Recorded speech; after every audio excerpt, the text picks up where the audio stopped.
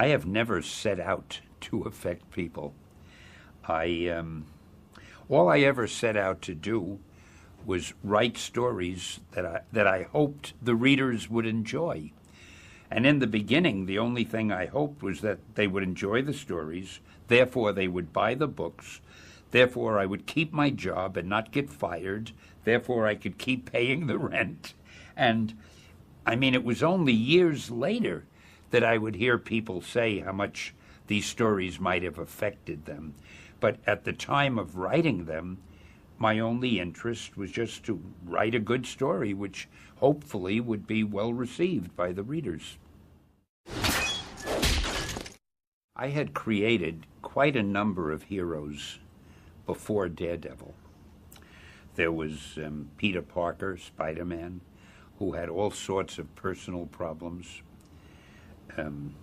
In fact, all of my characters had personal problems or hang-ups or handicaps of some sort. So my job was to keep creating superheroes, so when I had to do a new one, the first thing I thought of was, what kind of handicap can I give somebody? Now, I think I had already done the mighty Thor, the Thunder God, and in his human identity, he limped, he was lame, and used a cane.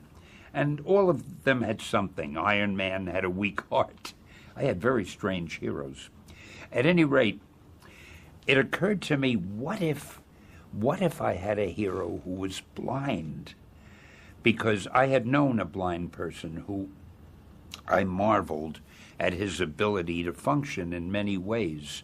And he seemed to hear better than most people because he had his hearing had to be sensitive because he depended on it so much. And I thought, if I could get a blind man who developed his other senses to an extravagant degree, who had super senses, and show that he could function better than a sighted man, even though he was blind. And that idea fascinated me. I remember I thought, if his sense of touch was incredibly sensitive, he wouldn't need Braille, but he could run his finger over a newspaper and the ink itself, he could feel that. So he could read just by doing that, read a page faster than a sighted man could. And I felt he could even tell if you were lying, because his hearing would be so acute that he could hear if your heartbeat was speeding up and your pulse. Therefore, it was like having a built-in lie detector. And I began to think of all these qualities. You know, your sense of balance comes from your ear. A tightrope walker or someone like that, they use their balance from their ear. So if his hearing was so acute, he could do anything that a circus performer could do. He could be a trapeze star, a tightrope walker, and so forth. He could walk on telephone wires from the poles in the street. I began to think of all the scenes we could get. The more I thought about it, the more I loved this character. And I must say, I still do. As you probably know, once you have the superhero identity, you have to figure, well, what does the hero do in his normal civilian life? So I thought, and I always like to try to do something different, as most writers do. I thought, what type of occupation in civilian life isn't any other hero involved in? And I thought, gee, if I made him a lawyer, first of all, there are no other lawyers in comics that I knew of. And secondly, I could get some interesting story plots just because, and I could find reasons for him to get involved with villains because people could come to him with cases, tell him some terrible thing that happened and they need help, not knowing he's a hero.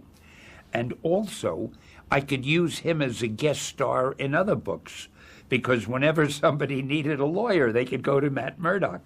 So I thought the idea of him being a lawyer was great. And when I was a kid, I had seen a movie, I think it was called The Great Mouthpiece, about a lawyer. And he stood up there in front of the jury, and he made impassioned speeches, and he got his defendants, who were all innocent, he got them off.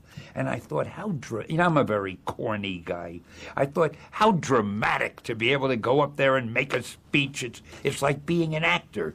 So I always think, I think I always wanted to be a lawyer in the back of my mind.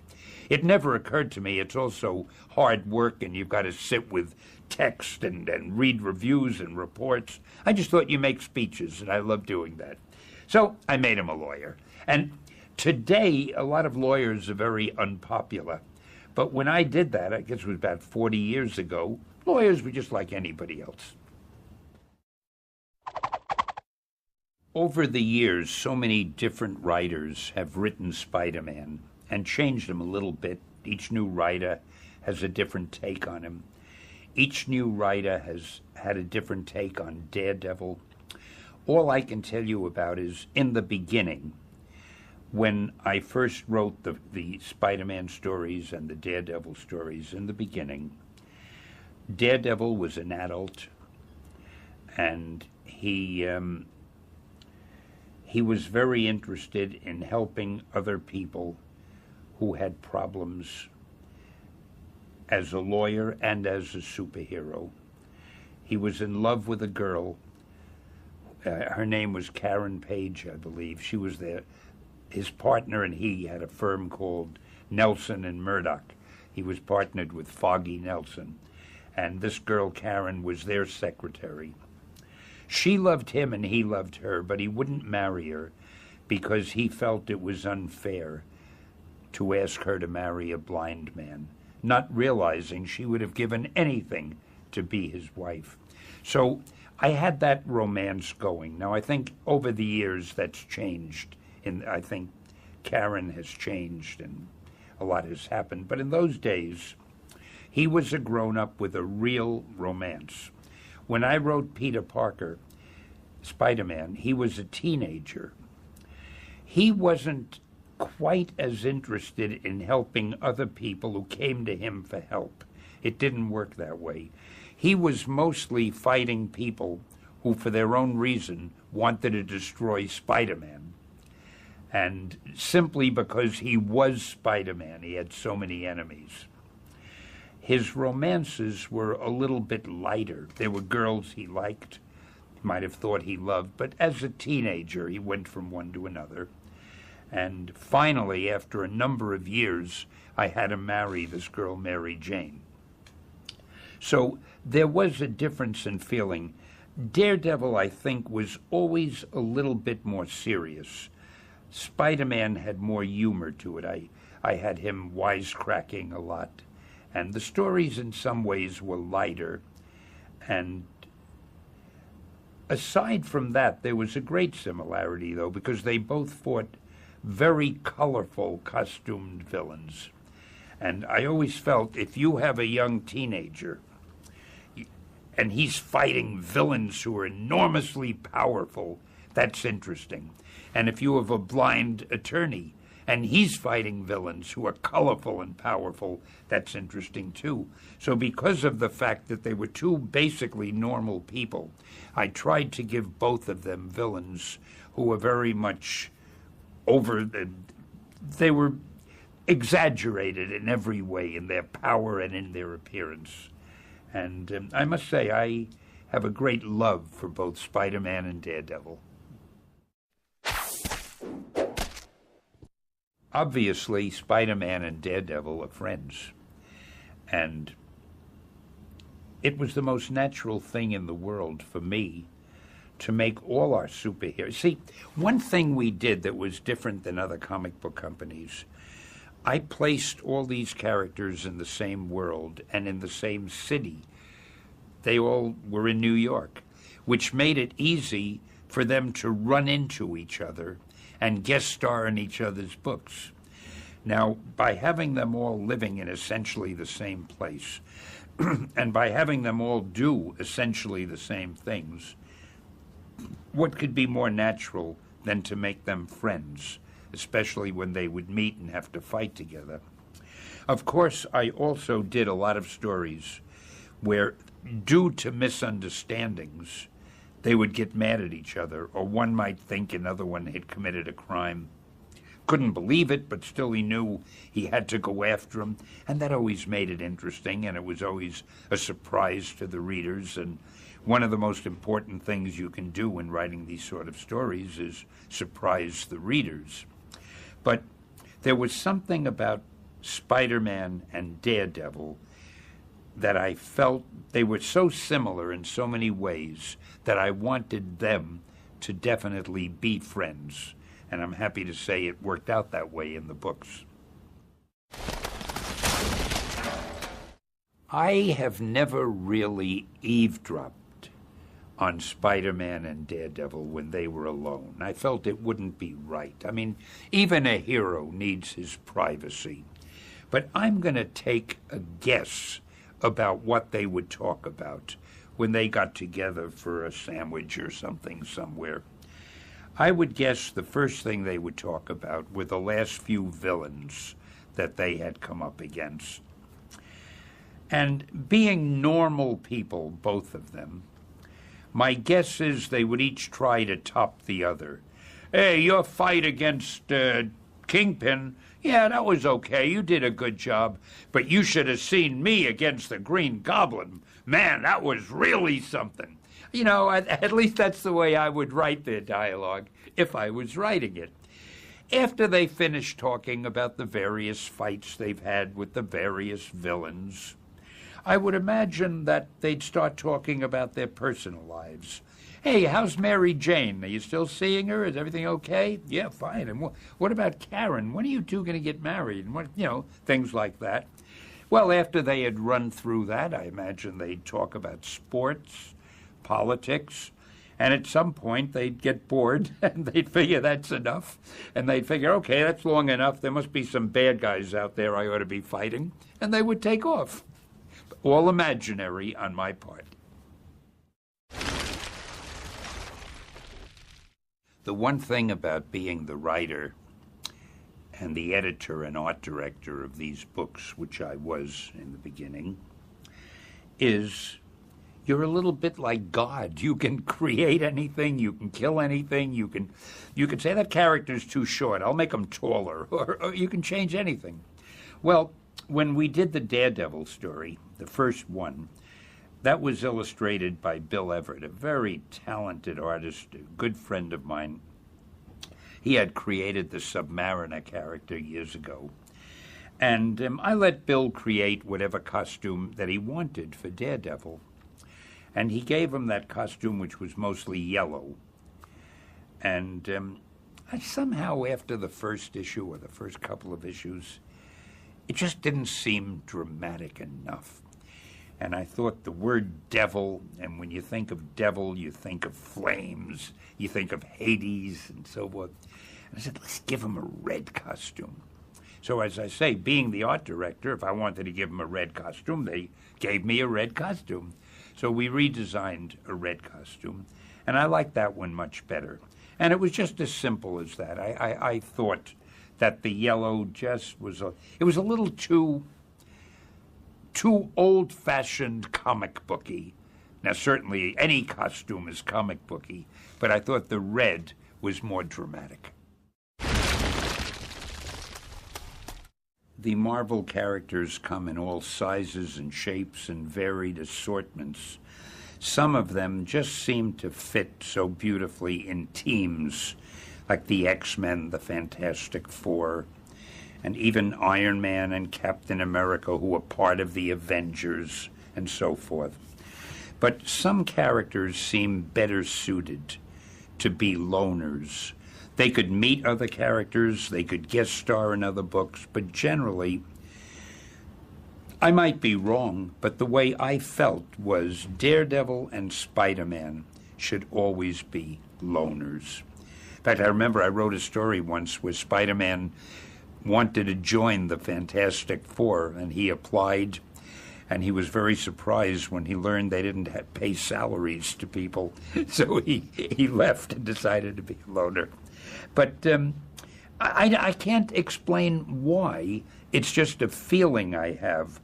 Daredevil by himself is a very dramatic and a very engrossing character. And I think he'd sort of lose a lot of his uniqueness if he were part of a team. And the thing about Spider-Man, he's always been a loner, and I feel he should be.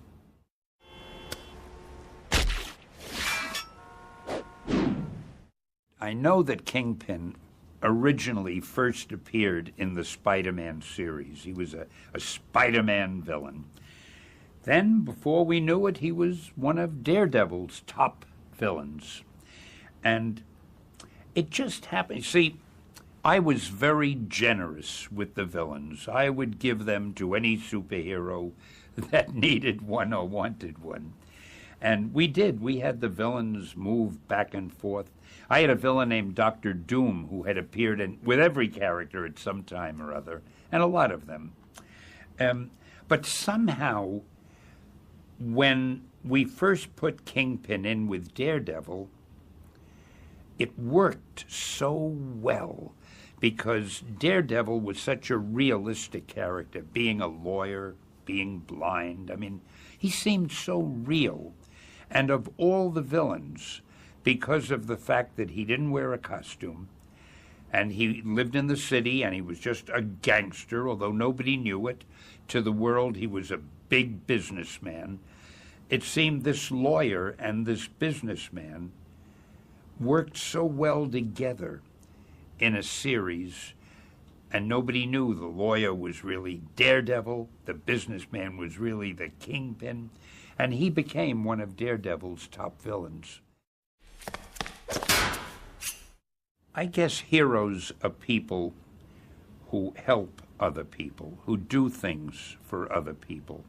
And man, that can refer to a mother, a father, a child.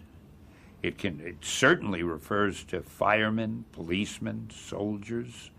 But anybody can be a hero. Anybody who helps another human being, or even an animal. I mean, anybody who puts himself or herself out to help someone else is doing something that's heroic. Now, in comic books, we call them superheroes because they do more than a normal man can. Just for fun, we give them superpowers. But again, a hero is somebody who helps others and who is admirable, who you'd look up to and you'd say, gee, I wish I were like that, or I'd like my children to be like that. To me, that's a hero. I had school teachers who I think were heroes because they inspired me, and they made me want to be as good as I could be at whatever I did. Now, those teachers didn't get any prizes, and there weren't books written about them, but as far as I'm concerned, they were very heroic. They gave of their time and energy. They cared about their students, and they did the best they could for them. And I mean, you could be a supermarket checkout clerk and be a hero in your own way if you're good to the people that you work with. Anybody could be a hero, I think. And the first thing I thought of was, what kind of handicap can I give somebody? Now, I think I had already done the mighty Thor, the thunder god, and in his human identity, he limped, he was lame, and used a cane. And all of them had something. Iron Man had a weak heart. I had very strange heroes. At any rate, it occurred to me, what if I had a hero who was blind? Because I had known a blind person who I marveled at. His sense of touch was incredibly sensitive. He wouldn't need Braille, but he could run his finger over a newspaper and the ink itself, he could feel that. So he could read just by doing that, read a page faster than a sighted man could. And I felt he could even tell if you were lying, because his hearing would be so acute that he could hear if your heartbeat was speeding up and your pulse. Therefore, it was like having a built-in lie detector. And I began to think of all these qualities. You know, your sense of balance comes from your ear. his ability to function in many ways. And he seemed to hear better than most people because he had his hearing had to be sensitive because he depended on it so much. And I thought, if I could get a blind man who developed his other senses to an extravagant degree, who had super senses, and show that he could function better than a sighted man, even though he was blind. And that idea fascinated me.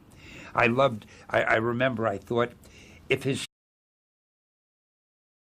I have never set out to affect people. All I ever set out to do was write stories that I hoped the readers would enjoy. And in the beginning, the only thing I hoped was that they would enjoy the stories, therefore they would buy the books, therefore I would keep my job and not get fired, therefore I could keep paying the rent. And, I mean, it was only years later that I would hear people say how much these stories might have affected them. But at the time of writing them, my only interest was just to write a good story, which hopefully would be well received by the readers. I had created quite a number of heroes before Daredevil. There was Peter Parker, Spider-Man, who had all sorts of personal problems. In fact, all of my characters had personal problems or hang-ups or handicaps of some sort. So my job was to keep creating superheroes, so when I had to do a